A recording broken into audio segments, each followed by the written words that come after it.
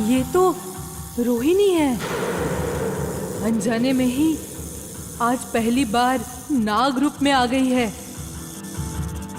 पूर्ण चंद्र रात में ही ये संभव है, लेकिन अभी क्या होगा? समझ रही हूँ, रोहिणी को पता ही नहीं है कि कैसे स्वयं को शांत किया जाता है, लेकिन इसे अभी शांत न किया तो भयंकर विपत्ति आ जाएगी। रोहिणी, मैं भूल गई थी तुम्हारा परिचय। तुम ही तो कृष्ण नाग कन्या हो। नागराज का भविष्य हो तुम ही। शुभ अशुभ के इस युद्ध में शुभ की प्रतीक हो तुम ही धारक, तुम ही वाहक हो। मुझे नींद से जगाने आकर तुमने समय से पूर्व ही तुमने अपने अंदर के सोई हुई असीम शक्ति को जगा लिया है। लेकिन अब शांत हो जाओ तुम, नहीं तो विपत्ति आ जाएगी। मेरी बात सुनो रोहिणी। रोहिणी, शांत हो जाओ रोहिणी। मैं अपनी गलती मान रही हूँ।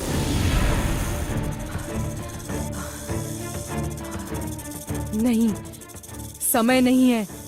अब शेष उपाय करना ही होगा मुझे।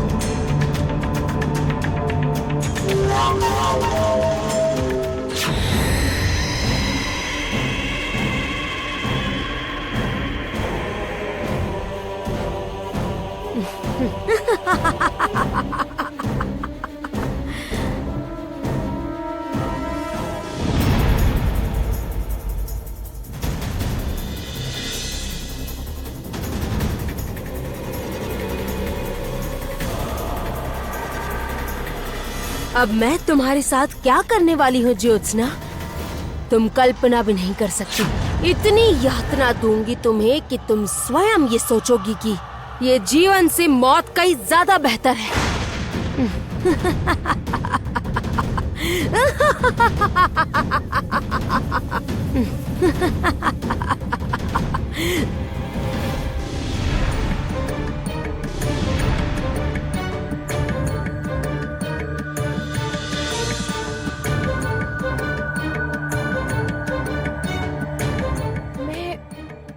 मैं यहाँ कैसे आ गई?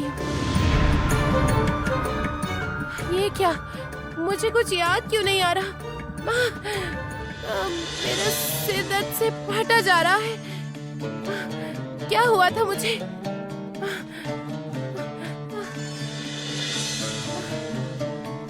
बूढ़ी माँ, मैं यहाँ कैसे आ गई?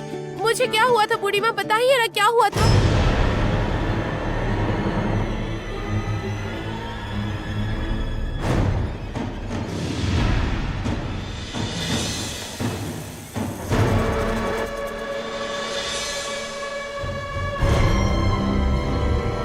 बूढ़ी माँ, उसके बाद क्या हुआ? मुझे तो कुछ याद भी नहीं आ रहा है। काल नागिन ने मुझ पर हमला किया था, उसके बाद मैं खुद को बचा नहीं पाई थी ना। मुझे कुछ याद क्यों नहीं आ रहा? क्यों नहीं याद आ रहा? क्योंकि अभी सब याद आने का समय नहीं हुआ है रोहिणी।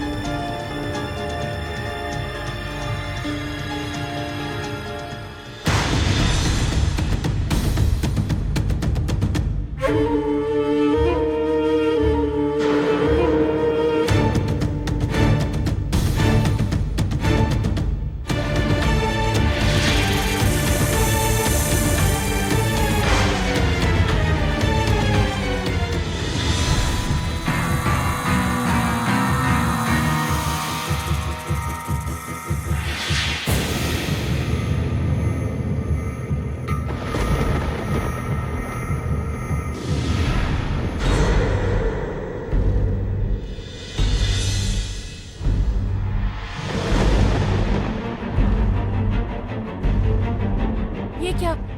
मैं काल नागिनी पर आक्रमण करने गई थी? क्यों? ओ बूढ़ी माँ, मैं काल नागिनी पे आक्रमण क्यों करने गई थी?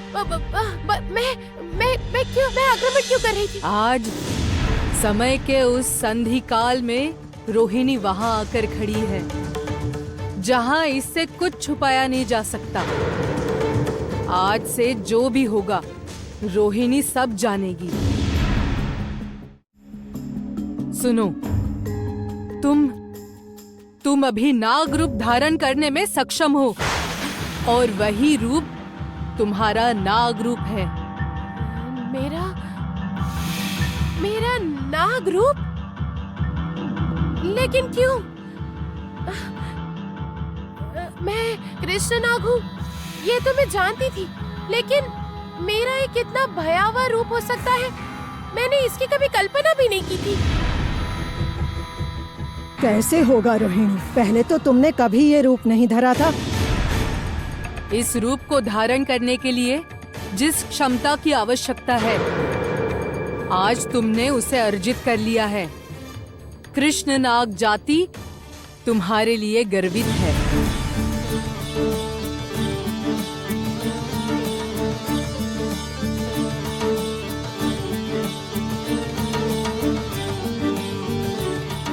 बिटिया, ओ बिटिया, क्या सोच रही हो? अच्छा बूढ़ी माँ, यदि मेरा ऐसा भयंकर रूप हो तो इसका मतलब है कि मैं कामिनी और मोहिनी की तरह निर्मम और निर्दय हो जाऊंगी। उनमें और मुझ में कोई फर्क ही नहीं रहेगा। ये मेरे साथ क्यों हुआ? क्यों हुआ मेरे साथ? ओ बूढ़ी माँ, ये क्यों हुआ?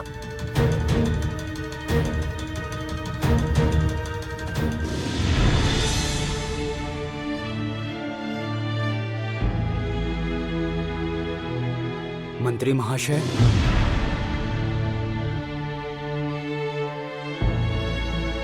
ये क्या युवक, तुम यहाँ क्या कर रहे हो? मंत्री महाशय, आपके मुक्ति का समय हो गया है। क्या कहा तुमने? मेरी मुक्ति? हाँ मंत्री महाशय। क्या बोल रहे हो तुम? ये क्या सच में संभव है?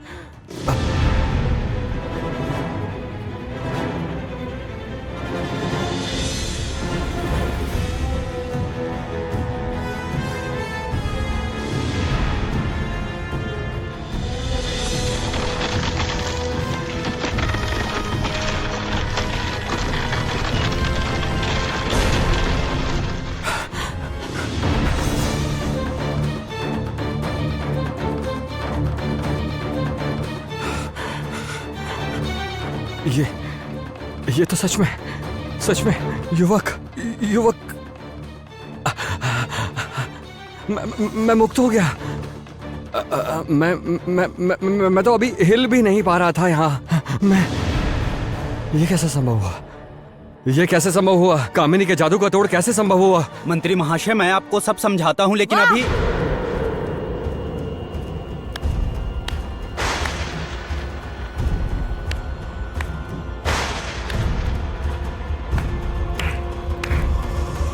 चमत्कार। तुम्हारे कारनामे देखकर तो मैं अचंभित हूँ। मेरे अंगरक्षक होने के अलावा भी तुम्हारे और बहुत से काम हैं। तुम्हारी तारीफ करने बैठूं तो खत्म ही नहीं होगी। ये क्या? इस बार तो लगता है मैं पकड़ा गया। अब मैं क्या करूं? सोमेश्वर ने इस युवक को मुझे मुक्त करने के लिए भेजा है। मैं मरता हूं तो मर जाऊं, लेकिन इस युवक को कुछ नहीं होने दूंगा। मैं कुछ भी नहीं होने दूंगा। श्वेत नाग और कृष्ण नाग की कहानी तुम तो जानती ही हो रोहिणी। आदिकाल से इस जगत में शुभ और अशुभ, न्याय और अन्याय के लिए शक्तियों में युद्ध होते रहे हैं। श्वेत नाग ये है बुरे नाग और तुम हो कृष्ण नाग, शुभ शक्ति की प्रतीक हो तुम। यही है तुम्हारा परिचय। तो फिर मैं उस वक्त वैसे आचरण क्यों कर रही थी? कारण एक ही है रोहिणी, प्रबल मातृभक्ति। माता पिता के प्रति प्रेम ने ही तुम्हारी शक्ति को जागृत किया है रोहिणी। माँ की भक्ति ही उस समय तुम्हारे लिए सबसे बड़ी बात। माँ,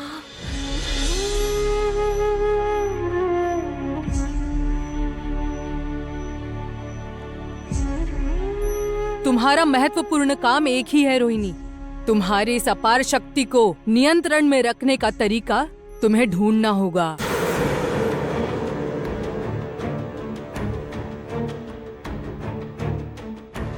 तुम कोई साधारण लड़की नहीं हो। मैं जानती हूँ बूढ़ी माँ, लेकिन आप ही बताओ कि क्या लाभ ऐसे असाधारण होने का जब मैं अपनी माँ को ही नहीं बचा पाई। तुम कर लोगी रोहिणी, तुम कर लोगी, लेकिन इसके लिए तुम्हें कठिन परीक्षा से गुजरना होगा। मैं अपनी माँ को बचाने के लिए सभी तरह की परीक्षा देने को तैयार हूँ। आप बस मुझे ये बताइए कि मुझे क्या करना होगा।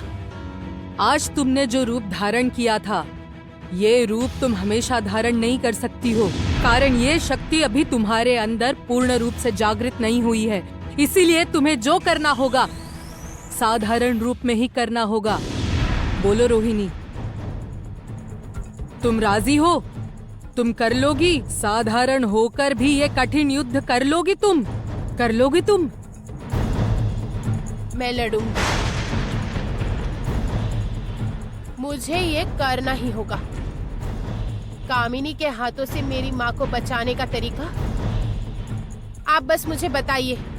अपनी माँ को बचाने के लिए मैं कुछ भी करूंगी।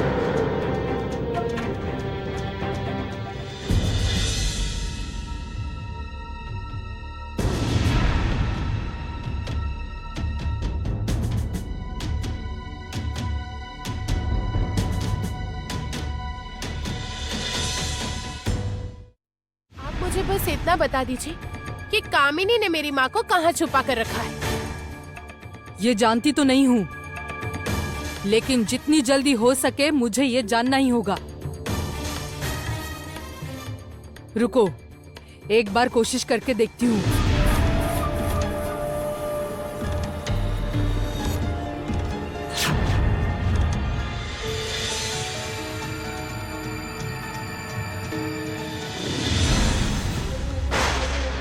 ओह,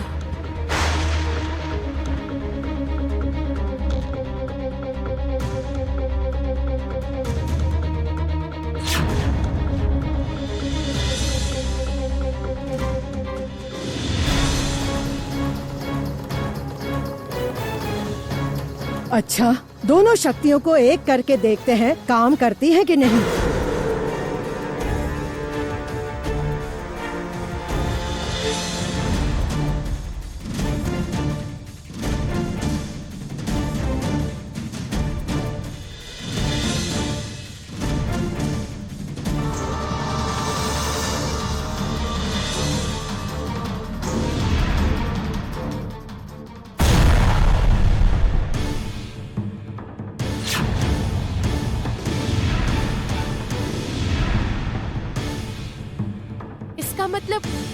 माँ कहाँ पर है ये हम लोग जान भी नहीं पाएंगे। नहीं, ये तो बड़ी समस्या हो गई। इसका मतलब हम लोग क्या कभी नहीं जान पाएंगे? मुझे लगता है कामिनी अब बहुत ज्यादा सचेत हो गई है।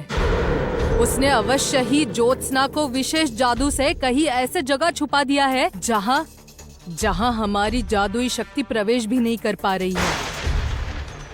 तो अब क्या उपाय है कि कैसे ढूंढूंगी माँ को मैं? हताश न हो रोहिणी, मुझे थोड़ा समय दो। मैं ठीक ढूंढ निकालूंगी कि कामिनी ने ज्योत्सना को कहाँ छुपाया है और उसके बाद मैं तुम्हें बताऊंगी कि आगे क्या करना है। समय का तो बड़ा अभाव है, अब समझ रही हूँ, लेकिन जितनी देरी होगी कामिनी का अत्याचार माँ पर उतना ही बढ़ेगा। कहाँ चली गई माँ?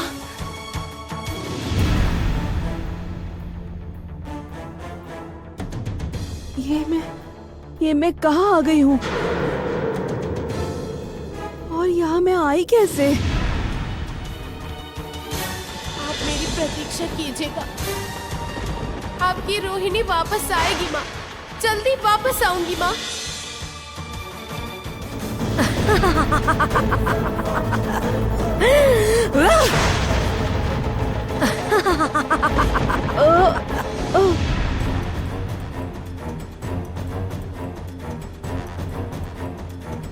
याद आया, लेकिन उसके बाद उसके बाद मैं यहाँ कैसे आई हूँ? मुझे तो उसके बाद कुछ भी याद नहीं आ रहा। लेकिन क्यों याद नहीं आ रहा मुझे कुछ?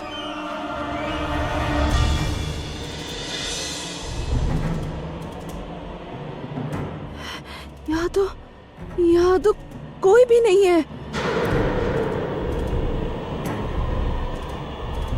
लेकिन कामिनी, मैं तो उसे भी नहीं देख पा रही हूँ। क्या हो रहा है ये सब? मैं कहाँ आ गई हूँ? ये तो एक घना जंगल है। मैं कहाँ जाऊंगी अब? मैं तो कहीं किसी को देख भी नहीं पा रही हूँ। रोहिणी,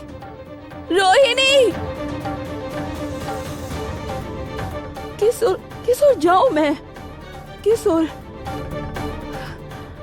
नहीं, मुझे जितनी भी जल्दी हो सके मुझे रोहिणी के पास पहुंचना ही होगा, किसी भी हाल में।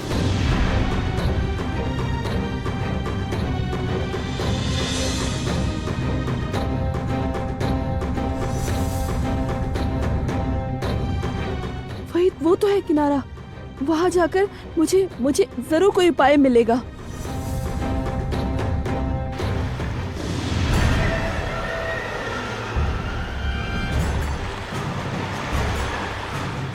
ये तो एक टापू है, चारों ओर केवल पानी ही पानी है। अब मैं क्या करूं? कहीं तो जाने का रास्ता ही नहीं है।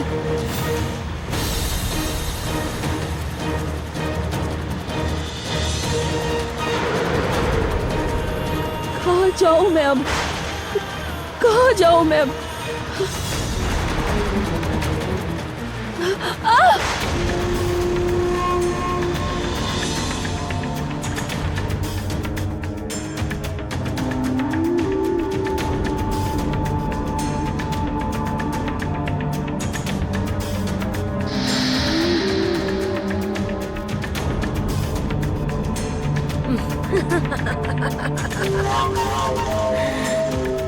ये झूठी उम्मीद ही तो मैं तुम में जगाना चाहती थी ज्योत्सना।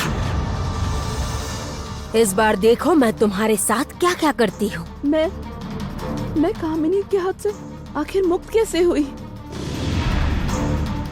तो क्या रोहिणी फिर से आई थी? तो वो कहाँ पर है? रोहिणी! मुझे कुछ याद क्यों नहीं आ रहा है? कुछ भी याद क्यों नहीं आ रहा है? मैं कुछ भी क्यों समझ नहीं पा रही हूँ? कुछ भी नहीं।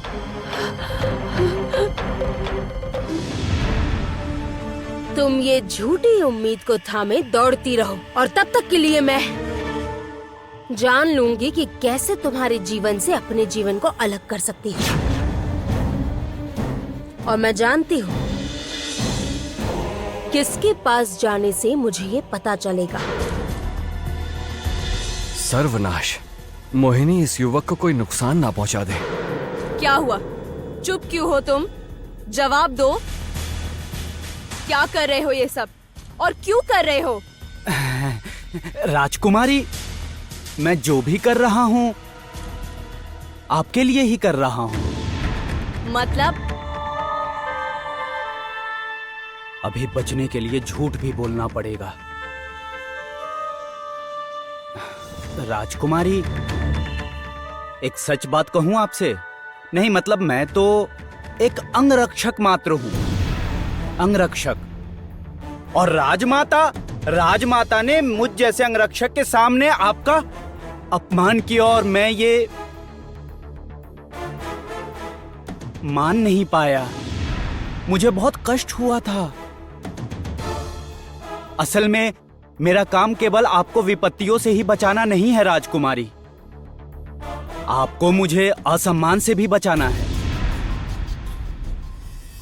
इसीलिए मैंने उसी क्षण यह सोच लिया था कि मैं आपके अपमान का बदला लूंगा, चाहे मुझे राजमाता की आज्ञा के विरुद्ध ही क्यों न जाना पड़े।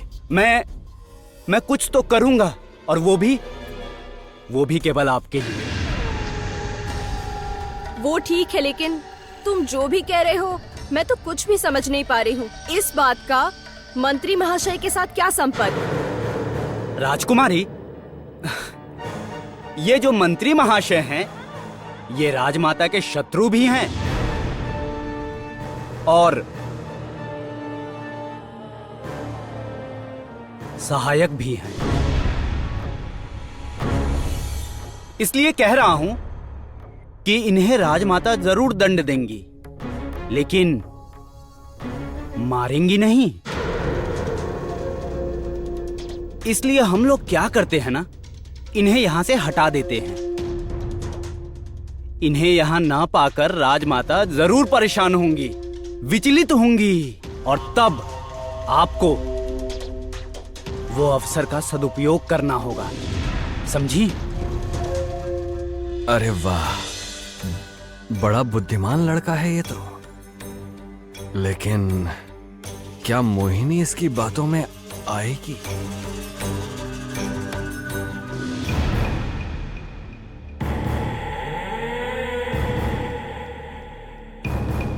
जाइए, भाग जाइए यहाँ से। राजमाता के जागने से पहले आप जितनी दूर जा सकते हैं भाग जाइए। स्वयं को छुपा लीजिए। आज आपका भाग्य बढ़िया है कि मेरे मतभेद के कारण आपको मुक्ति मिल जाएगी। जाइए।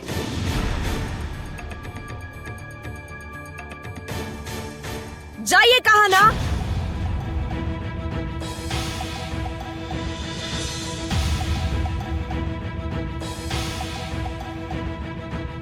सोमेश्वर के पुत्र ने बिल्कुल सही जगह निशाना लगाया है। मोहिनी की नकेल अब अग्नि के हाथ में है। वाह, कामिनी के संग युद्ध में ये बुद्धि ही होगी सबसे बड़ा हथियार। क्या हुआ?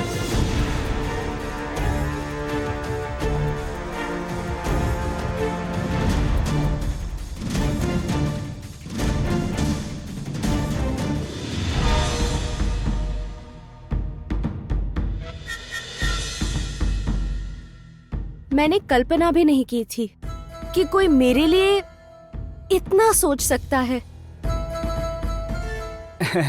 राजकुमारी, ये तो मेरा कर्तव्य है ना? लेकिन एक बात मुझे बिल्कुल भी समझ नहीं आई कि क्या राजकुमारी? तुम एक साधारण योद्धा हो और एक साधारण योद्धा होकर राजमाता के जादू को तोड़ने का उपाय तुम्हें कहां से मिला? अरे, ये तो महा मुश्किल हो गया। वो राजकुमारी ने भेजा था, ये कैसे बताऊं?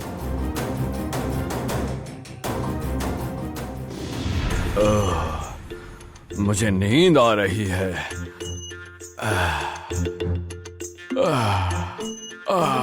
अब ठीक है। अब थोड़ा सा आराम से सो सकता हूँ। ओ बागू भाई, सो गए क्या? ओह नहीं, दिख नहीं रहा है नालायक।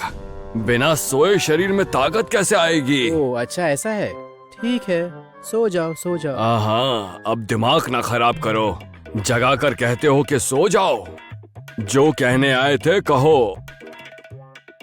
एक बात पूछनी थी, इसलिए आया था। मन शांत नहीं है। केवल एक ही सवाल पूछना, दो बिल्कुल भी नहीं। अच्छा, हम लोग यहाँ कितने दिन रहेंगे? हम लोग क्या मायावन नहीं लौटेंगे? क्यों? तुम्हें क्या कष्ट है? आराम से खा रहे हो, पी रहे हो, सो रहे हो, घूम रहे हो, क्या दिक्कत है?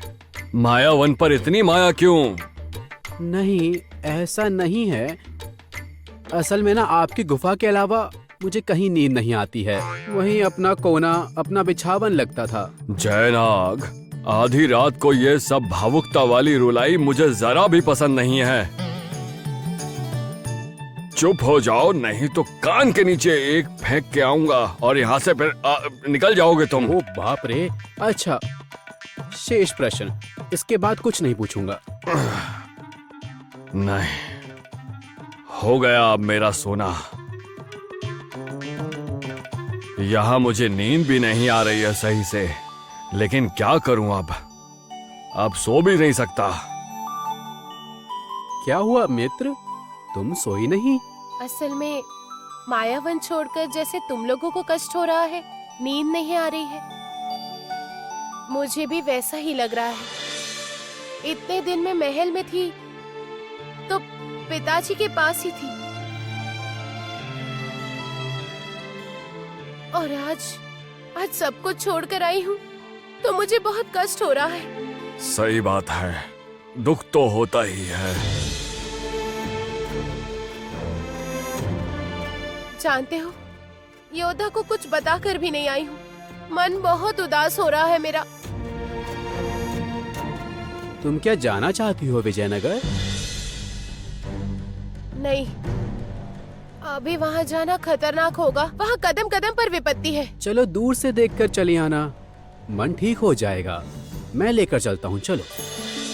रोहिणी, अपनी जिंदगी में बस 2 ही बार जयनाग ने सही बात की है। लगता है इसके दिमाग में बुद्धि आ रही है। शीघ्र ही चली जाओ। हाँ। रुको, मुझे सोचने दो जरा। जाऊं क्या?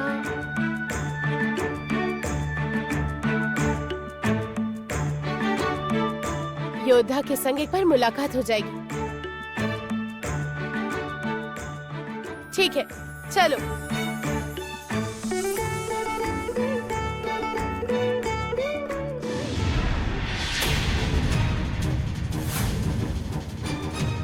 अरे बाप रे, ये तो यहाँ भी आ गई।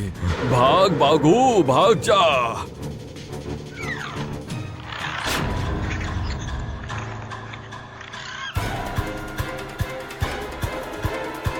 कुछ तो उड़ के गया ना।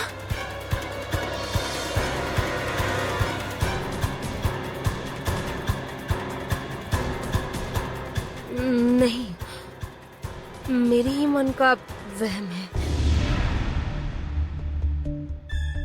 वो रहा महल।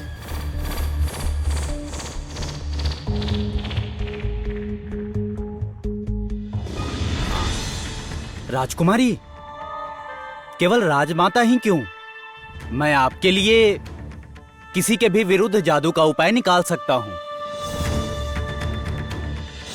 युवक, सच कह रहे हो तुम? हाँ राजकुमारी, एक बात याद रखिएगा, मैं हमेशा आपके साथ था, हूँ और रहूंगा। युवक, मैं जानती हूँ और इसी कारण से तो मैं तुम्हें अपने पास रखना चाहती हूँ। क्या हुआ? राजकुमारी, राजमाता ने आपको इस अवस्था में देख लिया तो बहुत नाराज होंगी। देखिए राजकुमारी, सच तो यह है कि राजमाता वो आपको अपने हिसाब से चलाना चाहती हैं, रानी बनाना चाहती हैं। लेकिन आप एक बात सोचिए तो, आप क्या चाहती हैं? क्या ये राजमाता ने कभी भी सोचा है कि आप क्या चाहती हैं? आपके मन में क्या है? आप ही बताइए राजकुमारी। ये सब तुम क्या कह रहे हो? माफ कीजिएगा राजकुमारी, मेरा क्या है, मैं तो केवल आपका एक सामान्य सा अंगरक्षक हूँ, बाहर का आदमी हूँ। परंतु मैं भी तो ये सब देखता हूँ, इसलिए मैंने तय किया कि मंत्री महाशय को मुक्त करके मैं राजमाता का विरोध करूंगा, वो भी केवल आपके लिए। राजकुमारी, एक बात बताएं आपसे, आप अपने लिए कब लड़ेंगी? सच ही तो है, मैं तो राजमाता की इच्छा पर ही तो चलती हूँ। नहीं, अब मुझे अपने लिए भी सोचना ही होगा। जरूरत पड़ी तो अपने अधिकार छीन लेने होंगे। इसी तरह कामनी के सबसे नजदीकी रिश्ते को उनसे दूर कर दूंगा। राजकुमारी को मुझसे दूर करने की सजा होगी ये। तुम्हें ये सजा मिलेगी कामिनी।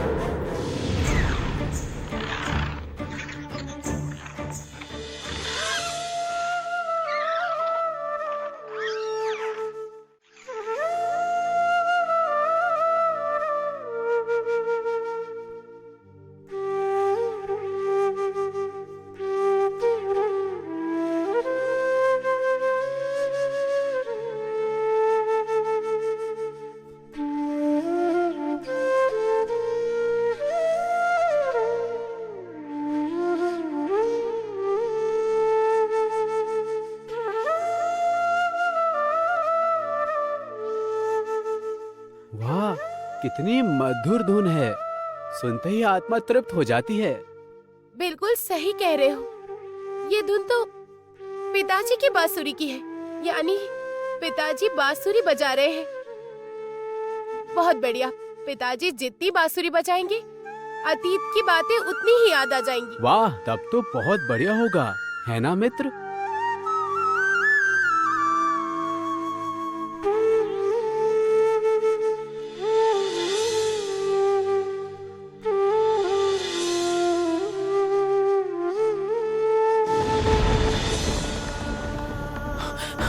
आश्चर्य है,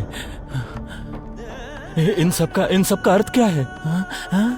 मैं ये सब क्या देख रहा हूं बार बार? वो बंदी, एक नन्ही बच्ची और वो रसोइया। नहीं, ये सब गड़बड़ है। मुझे कुछ याद नहीं आ रहा, मैं भूलते जा रहा हूँ। इन सब का अर्थ क्या हो सकता है? ये लोग कौन है? मैं नहीं जानता ये सब। इसका अर्थ क्या है? ये लोग कौन है? मैं नहीं जानता।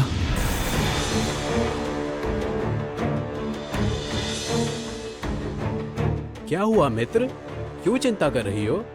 मैं यहाँ पर महल में चली तो आई हूँ, लेकिन अंदर कैसे जाऊंगी? क्या करूँ? कामिनी अवश्य काल दंड लेकर महल में घूम रही होगी। क्या करूँ अब मैं?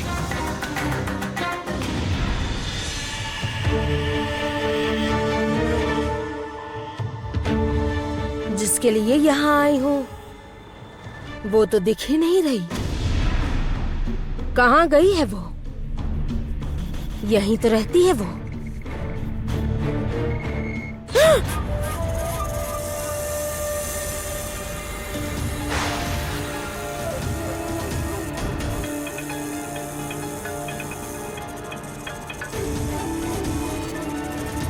अतिथियों का क्या ऐसे स्वागत करती हो तुम, काल नागिन?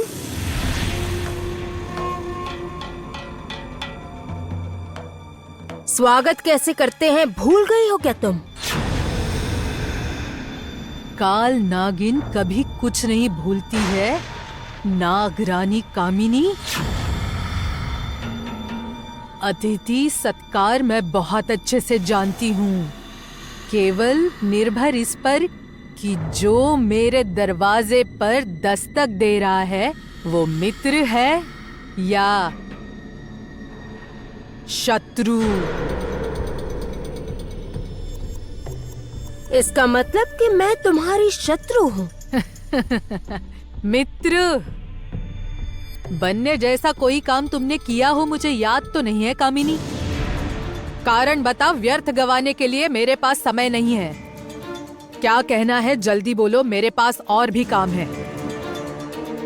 यानी काल नागिन भी अभिनय करना सीख गई है। मतलब तुम बहुत अच्छे से समझती हो काल नागिन। तुम जानती हो कि मैं यहाँ क्यों आई हूँ। उसके बावजूद भी तुम छलावे की बात तुम्हारे होठों पर शोभा नहीं देती है कामिनी। ये तुम्हारा काम है, मेरा नहीं। मैं केवल एक बात जानती हूँ कि शत्रु का सीधे विनाश करना होता है। पीठ पर छुरा भोंकना मुझे नहीं आता है, मैंने नहीं सीखा ये। और हाँ, छलावा का अर्थ मुझे पता है, लेकिन अनुभव नहीं है। तुम बहुत अच्छे से जानती हो कि मैं यहाँ पर क्यों आई हूँ। अपने जबान से स्वीकार करने में शर्म आ रही है क्या? ठीक है। मैं तुम्हारी सहायता मांगने आई हूँ। खुशी हुई तुम्हें? खुशी? तुमने कभी किसी को खुशी दी है क्या, या मन से कभी चाहा है? केवल अपने स्वार्थ। अभी तो तुमने कहा ना कि तुम्हारे पास समय नहीं है, तो फिर अतीत की बातें क्यों कर रही हो? चलो, समझ तो आया कि आज तक किसी और की बात सुनने की आदत नहीं पड़ी तुम्हें। अच्छा ठीक है, ऐसा ही होगा। अब पहेली ना बुझाकर सीधे सीधे बताओ मुझे कि कैसे मेरे और ज्योत्सना के प्राण बटेंगे। बताओ। तुम्हारे प्राण जुड़े कब थे कि विभक्त हो गए? तुम दोनों सदा से अकेली हो, अकेलेपन से ग्रस्त कामिनी। पहेली ना बुझाकर उत्तर दो। मुझे पता है कि तुम जानती हो, क्योंकि मेरे और ज्योत्सना के जुड़ाव को बताने वाली आवाज तुम्हारी थी।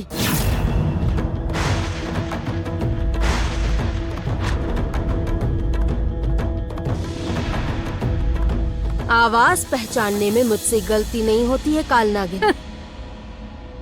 आवाज पहचानने में तुमसे कोई गलती नहीं हुई है, लेकिन मुझे पहचानने में तुमने बड़ी गलती कर दी कामिनी।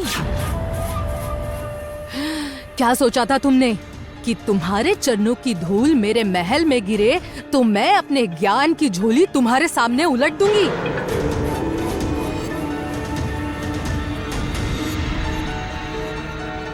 इसका मतलब तुम नहीं बोलोगी। बिल्कुल सही समझी। उपाय मुझे पता है, जवाब भी, लेकिन तुम कामिनी की बात ठुकरा रही हो काल नागिन। इतना बड़ा साहस तुम्हारा काल नागिन। आवाज धीमी रखो कामिनी। इतना अहंकार तुम्हें अपने ऊपर? जाओ, अपनी लड़ाई स्वयं लड़ो, अकेली।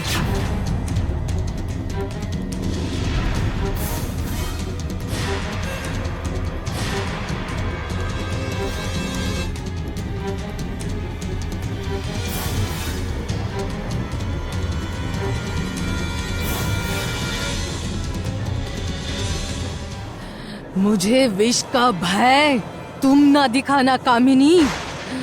विष मेरा भी कम विषाक्त नहीं है। जाओ, चली जाओ यहाँ से, चली जाओ। इसका जवाब तुम्हें एक दिन मिलेगा काल नागिन। ये बात याद रखना। जाने से पहले एक आखिरी बात सुनती जाओ कामिनी। युद्ध क्षेत्र में सदैव मुझे तुम विपक्ष में ही पाओगी कामिनी। काल नागिन तुम्हें वचन देती है।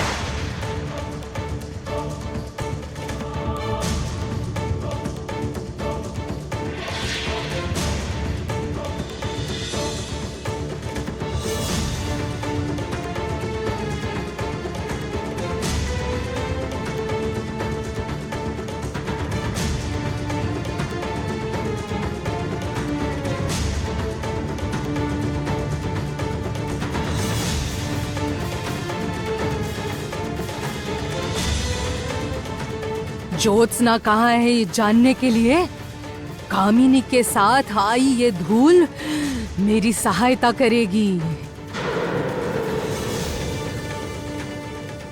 लेकिन ये कार्य करने के लिए मुझे तो रोहिणी की जरूरत है।